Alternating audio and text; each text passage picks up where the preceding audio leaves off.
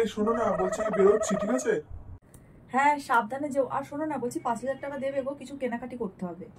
এই তো কদিন আগেই তোমার জামা কাপড় কেনার জন্য টাকা দিলাম, তাহলে এখন আবার 5,000 টাকা কি করবে? আরে ওটা দিয়ে তো আমি আমার পুজোর শপিং করেছিলাম, কিন্তু তুমি কি ভুলে গেছো তোমার বাড়িতে আরো কয়েকজন কাজের লোক কাজ করে, তো তাদেরও তো পুজোয় কিছু দিতে হবে নাকি? তো সেই জন্যই বলছি 5,000 টাকা দাও, তাহলেই হয়ে যাবে।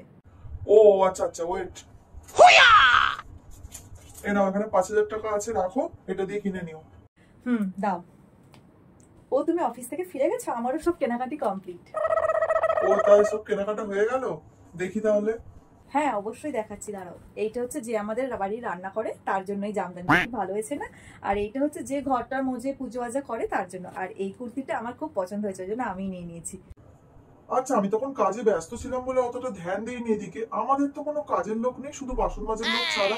বাকি কাজ তো সব তুমিই করো, তাহলে এতগুলো জামা কাপড় কার জন্য কিনেছো? তুমি ঠিকই বলেছো, তোমার কোনো কাজের লোক নেই, তাও আমি এগুলো কেন কিনেছি? আচ্ছা তুমি বলো তো, যদি কোনো রান্নার লোক রাখতে তাকে একটা শাড়ি দিতে হতো, তো তুমি যদি ঘর মোছার জন্য কোনো লোক রাখতে কাচাকাচি করার জন্য, তাকেও একটা শাড়ি দিতে হতো। ধরে নাও আমি যেহেতু করি এই কাজগুলো, ওই জন্য আমি এগুলো কিনেছি, তাহলে দুয়ে দুয়ে চার হলো কিনা? তাহলে আমি ঠিক করিনি বলো? এই সাংঘাতিক রে বাবা, মেয়েরা কখন কি চায় বোঝা মুশকিল। দূর দূর, আমার কতগুলো টাকা চলে গেল।